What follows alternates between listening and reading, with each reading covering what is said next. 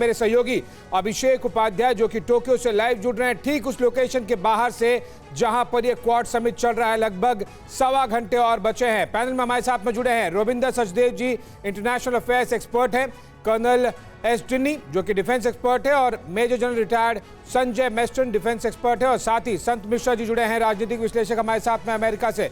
सबसे पहले अभिषेक के पास चलते हैं जो कि ग्राउंड जीरो पर मौजूद है। अभिषेक, रिएक्शंस भी आने शुरू हो गए हैं।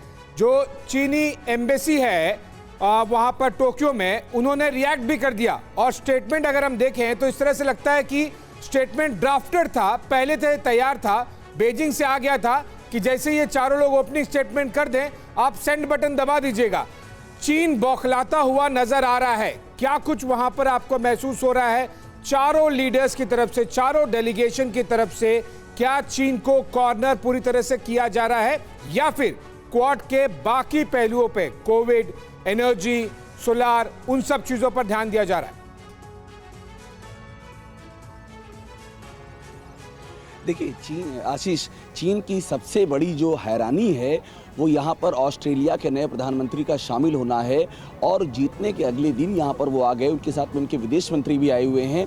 चीन ने ये कहा कि हम ये उनके पॉलिटिकल विजडम का इम्तिहान होगा कि वो यहाँ पर आते हैं नहीं आते हैं, और उनकी जो पुरानी छवि है वो चीन के प्रति नरम रुख की रही है, लेकिन वो यहाँ पर आए हैं और जो मैसेज वो दे रहे हैं वो मैसेज बहुत ही क्लियर है कि वो उसी लाइन पर है जिस लाइन पर भारत है, अमेरिका है, और जिस लाइन पर जापान है, उसी लाइन पर दे रहे हैं मैसेज। तो ये एक चीन के लिए बड़ी बेचैनी। दूसरी बात यह है कि चीन इसके पहले भी, हम 3 दिन से लगातार देख रहे हैं, जो अभी आपने बताया टोक्यो में उनकी एम्बेसी ने कहा, वही उनके विदेश मंत्रालय की ओर से कहा जा रहा है।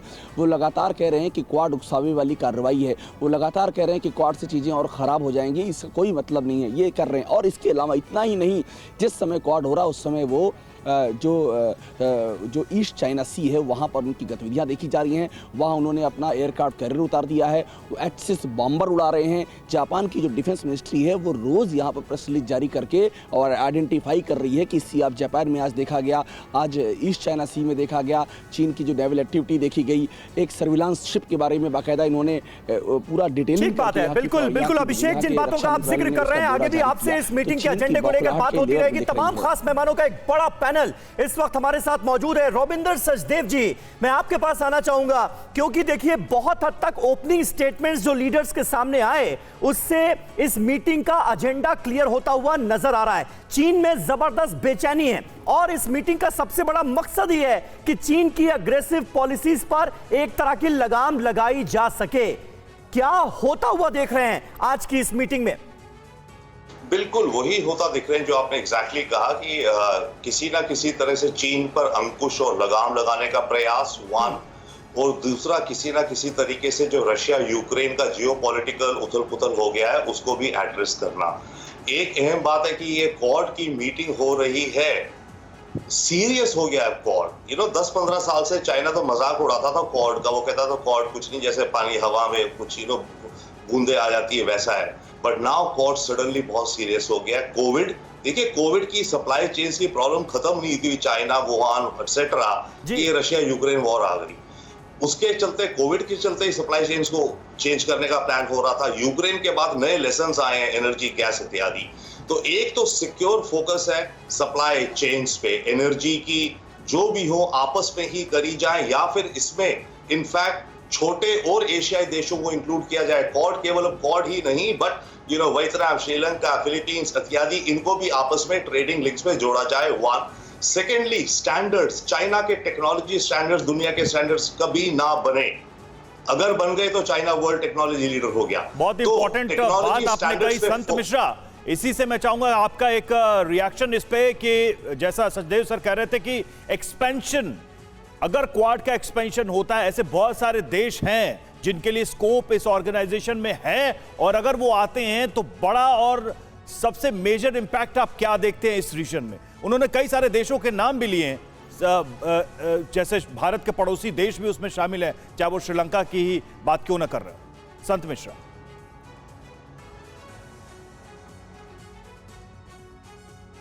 संजय आपका माइक म्यूट है, प्लीज उसे अनम्यूट कर लें और उसके बाद अपनी बात करें। Can you hear me now? Yeah, of course, please continue. I was just saying कि I am 100% सचदेव सर की बात से मैं सहमत हूँ। क्वाड आज नहीं 2021 सितंबर से जब ये 4 राष्ट्राध्यक्ष वाशिंगटन डीसी आए थे तब से बहुत सीरियस हैं। और 2018 में जो फॉरेन मिनिस्टर थे चाइना के वांग कि बोले कि एक बुलबुला है, वो बुलबुला आज इतना बड़ा बुलबुला बन गया कि उनकी नींद हराम हो गई है। तो मुझे लग रहा है, और मुझे नहीं सारी वेस्टर्न मीडिया को भी, और जियो पॉलिटिक्स में इतनी चेंजेस आई है, खासकर America wants to be close to India because India is powerful. और सबसे बड़ी बात मैं बताना चाहूंगा कि इस क्वाड में India is the one who shares territorial boundaries with China. तो अगर चाइना को कंट्रोल करना है और कोई पावरफुल कंट्री है एशिया में तो वो इंडिया है, और इंडिया का भी अपना गेम प्लान है। और आप जानते हैं कि Modi is a master stroke leader, तो he knows how to give benefits, take benefits. तो मुझे लगता है कि पहले बहुत डाउट था क्वाड को लेकर कि इसका क्या रूपरेखा है, कैसे करेंगे। ये सिक्योरिटी पैक्ट, ट्रेड पैक्ट होके कहीं ना कहीं आने वाले समय में ऑकस का रूप ले सकता है।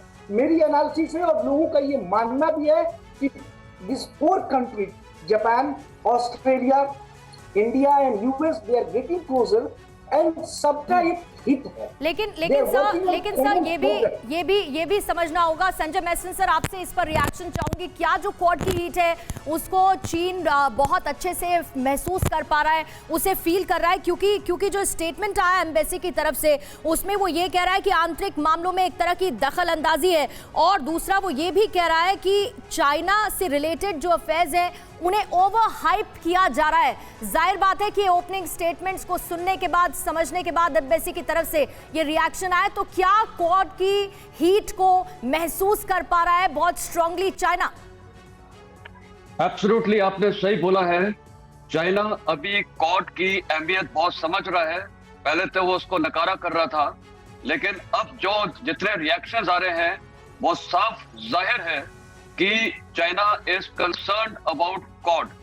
और अभी जो प्रीवियस पैनलिस्ट ने भी बोला है कि जिस प्रकार क्वाड अभी चल रहा है और ऑकस ऑलरेडी है, और इंडो पैसिफिक इकोनॉमिक फ्रेमवर्क भी प्रेसिडेंट बाइडेन ने अनाउंस किया है, तो यहाँ पर काफी डिप्लोमेटिक और इकोनॉमिक एक्टिविटीज चल रही हैं, और साथ ही मिलिट्री एक्टिविटीज भी यहाँ कई बार हुई हैं। भारत की नेवी ने कई बार यहाँ गुडविल एक्सरसाइजेस की हैं, मल्टीलेटरल, बायलेटरल, ट्राइलेटरल एक्सरसाइजेस पूरे इंडो पैसिफिक क्षेत्र में हो रही हैं। तो मेरे को लगता है कि चाइना के डिफेंस मिनिस्टर ने कुछ दिन पहले एक स्टेटमेंट दिया था कि भविष्य में क्वाड यहाँ का नाटो बनने वाला है। मेरा भी मानना यह है, और ये भी कहा गया कि ये पूरी तरह से विफल रहेगा। इसका ऐलान चीन ने पहले ही कर दिया, और जाहिर बात है समझ में आ रहा है क्वाड की इंपॉर्टेंस क्या है चीन को, और उसी से कहीं ना कहीं नाखुश नजर आ रहा है चीन, और इस तरह के स्टेटमेंट्स आ रहे हैं। परवाह देश की, सोमवार से शुक्रवार रात 10 बजे TV9 भारतवर्ष पर।